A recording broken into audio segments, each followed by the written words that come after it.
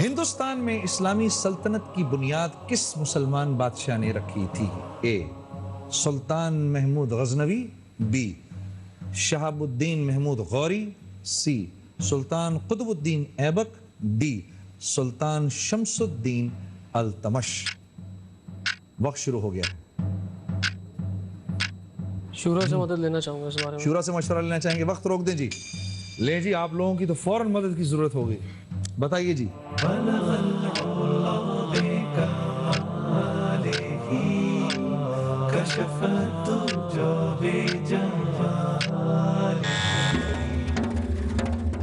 Seventy 1% اے، 24% سی۔ وقت آپ کا شروع ہو چکا ہے بھائی اسامہ صاحب۔ اے سلطان محمود غزنوی۔ سلطان محمود غزنوی، اے کو جی محفوظ کر دیں، سلطان محمود غزنوی کو۔ دیکھوں جواب صحیح ہے کہ غلط؟ اللہ مالک۔ اللہ مالک ہے، دکھائیں جی۔ یہ جواب تو صحیح نہیں۔ سلطان محمود غزنوی تو کبھی ہندوستان کا بادشاہ بنا ہی نہیں۔ شہاب الدین محمود غوری یہ سب سے پہلا بادشاہ تھا، پھر اس کے بعد سلطان قطب الدین ایبک بنا۔ آپ اپنا انعام لے کے جاؤ بھائی اسامہ، بہت شکریہ، بہت شکریہ، آپ تشریف لائے، پھر آنا، ٹھیک ہے؟ آؤ پیارے، تشریف لائیے، یہ رکھو، یہ آپ سب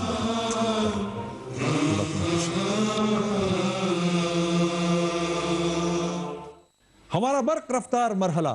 ایک بار پھر ہمارے کنٹیسٹنٹس علمی ہمسفر ہمارے ساتھ موجود۔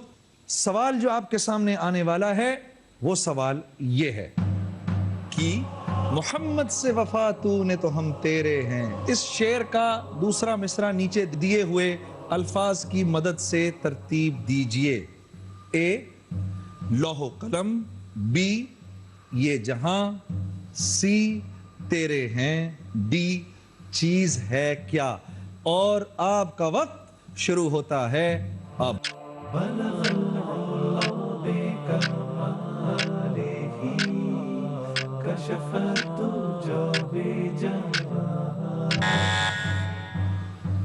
جی صحیح جواب ہے یہ جہاں چیز ہے کیا، لوح و قلم تیرے ہیں۔ ارے ماشاءاللہ، سب کے سب نے جواب صحیح دیا ہے، اور سب سے پہلے جواب دیا ہے قرۃ العین نے۔ تشریف لائیے۔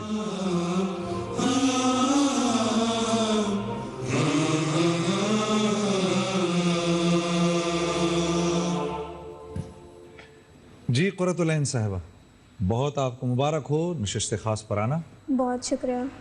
پروگرام کا فارمیٹ آپ کو پتہ ہے؟ جی 14 سوال ہم آپ سے کریں گے، جی ٹھیک ہے؟ اگر 14 سوالوں کے جواب آپ نے صحیح دے دیے، 28 لاکھ روپے آپ کے ہوئے اور حج کے 2 ٹکٹ آپ کے ہوئے۔ ان 14 سوالوں کے جواب دینے میں آپ کے اوپر 3 منزلیں آئیں گی۔ پہلی منزل 2 سوال کے بعد آ جائے گی، دوسری منزل 7 سوالوں کے بعد، جی اور پھر تیسری منزل پہ سفر شروع ہوگا۔ دوسری منزل پہ آپ پہنچیں گی، 50,000 روپے اور عمرے کے 2 ٹکٹ آپ کے ہوئے۔ انشاءاللہ۔ اور ان تک پہنچنے کے لیے آپ کے پاس 3 لائف لائنز ہیں۔ ایک ہماری شورا سے آپ مشورہ کر سکتی ہیں، آپ نے ٹیلی فون نمبر لکھوایا ہے اپنے ایک رفیق کا، اس سے آپ فون کر سکتی ہیں، اور ہمارے رہبر مفتی زبیر صاحب ان سے مشورہ لے سکتی ہیں۔ تیار ہیں؟ بالکل۔ چوتھی لائف لائن وہ پھر 7ویں سوال کے بعد شروع ہوگی، وہ میں آپ کو پھر اس وقت سمجھاؤں گا۔ جی۔ پہلا سوال جو آپ کی طرف آنے والا ہے قرۃ العین، وہ یہ ہے۔ 30 سیکنڈ ہے آپ کے پاس جواب دینے کے لیے۔ الفاظ کی تعداد کے اعتبار سے قرآن مجید کی سب سے چھوٹی سورت کون سی ہے؟ اے سورہ اخلاص، بی سورۃ الناس، سی سورہ کوثر، ڈی سورۃ النصر۔ جی آپشن سی۔ آپشن سی سورہ کوثر، جی اس کو محفوظ کر دوں؟ جی کریں جی اس کو محفوظ۔ جواب ہم آپ کو دیں گے ایک بریک کے بعد۔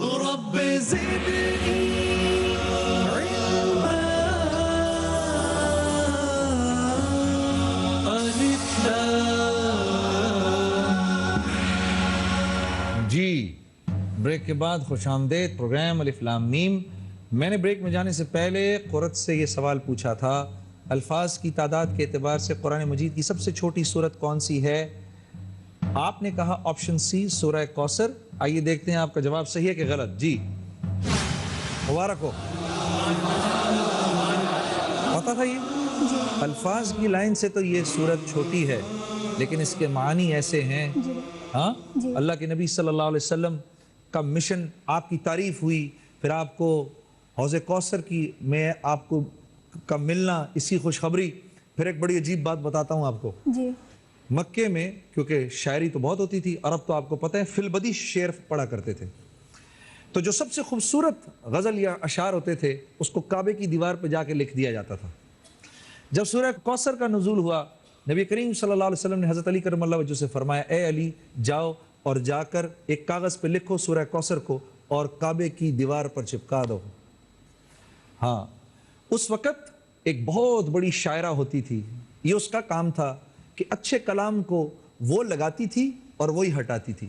اس وقت کعبے کی دیوار پہ اس کے بھائی کا کلام لکھا ہوا تھا. جب حضرت علی کرم اللہ وجہ نے جا کر وہاں لکھا انا اعطیناک الکوثر فصل لربک وانحر ان شانیک هو الابتر، تو اس عورت نے اپنے بھائی کا کلام تو پھاڑ دیا، اس کے نیچے لکھ دیا ما ھذا قول البشر، یہ کسی انسان کا کلام نہیں، اور سورہ کوثر کو وہاں پر رہنے دیا. اللہ اکبر.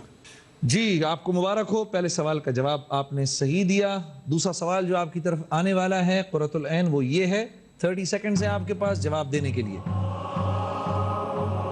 ہجرت کے موقع پر آپ صلی اللہ علیہ وسلم حضرت ابوبکر صدیق کے ساتھ کون سے مقام پر روپوش ہوئے تھے؟ اے غار ثور میں، بی غار حرا میں، سی کعبۃ اللہ میں، ڈی عرفات میں. وقت شروع ہو چکا ہے. میں ہیلپ لائن یوز کرنا چاہوں گی. جی کس کی؟ رہبر کی. رہبر کی. روک دیں جی، وقت روک دیں. مفتی صاحب السلام علیکم ورحمۃ اللہ وبرکاتہ. جی وعلیکم السلام ورحمۃ اللہ وبرکاتہ. جی حضرت. دیکھیے یہاں سوال کے اندر یہ پوچھا گیا ہے کہ کون سی غار کے اندر اور کون سے مقام پر روپوش ہوئے تھے. ٹھیک. تو کعبۃ اللہ تو ہو نہیں سکتا، ٹھیک. اس لیے کہ کعبۃ اللہ اور مکہ مکرمہ کے اندر تو مکہ کے رہنے والے آپ صلی اللہ علیہ وسلم کو رہنے نہیں دیتے تھے. صحیح بات ہے. اور ان کے مظالم سے تنگ آ کر کے پھر آپ صلی اللہ علیہ وسلم نے ہجرت کا فیصلہ فرمایا تھا، لہٰذا کعبۃ اللہ کیسے ہو سکتا ہے. پھر عرفات جو ہے وہ تو در حقیقت حج کا ایک عظیم فریضہ وہاں پر ادا کیا جاتا ہے.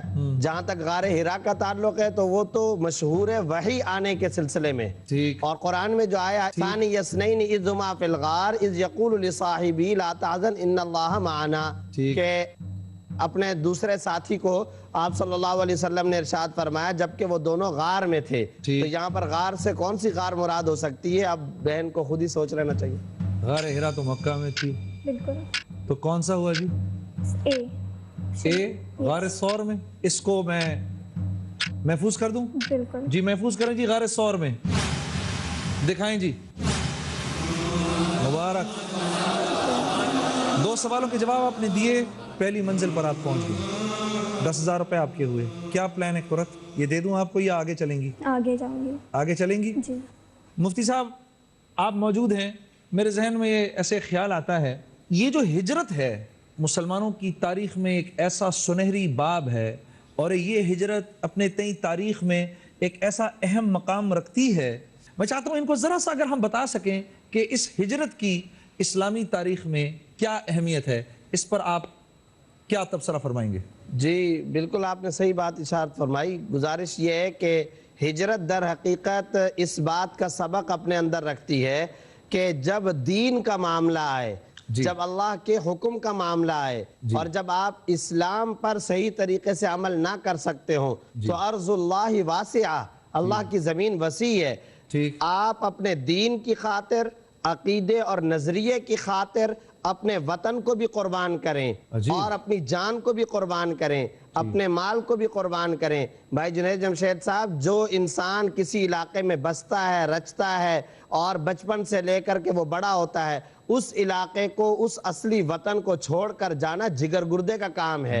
یہ کوئی آسان نہیں ہے. نظریے کی خاطر، دین کی خاطر، اسلام کی خاطر اگر یہ سب چیزیں بھی چھوڑنی پڑیں تو چھوڑنی چاہیے. یہی وجہ ہے جب حضرت عمر رضی اللہ تعالی عنہ کی موجودگی کے اندر شورا کا یہ اجلاس ہوا تھا کہ یہ جو سن ہجری ہے اس سن کی ابتدا کہاں سے کی جائے، تو کسی نے کہا فلاں واقعے سے، کسی نے کہا فلاں واقعے سے۔ آخر میں حضرت فاروق اعظم رضی اللہ تعالیٰ نے فیصلہ یہ فرمایا تھا، اسلامی تاریخ میں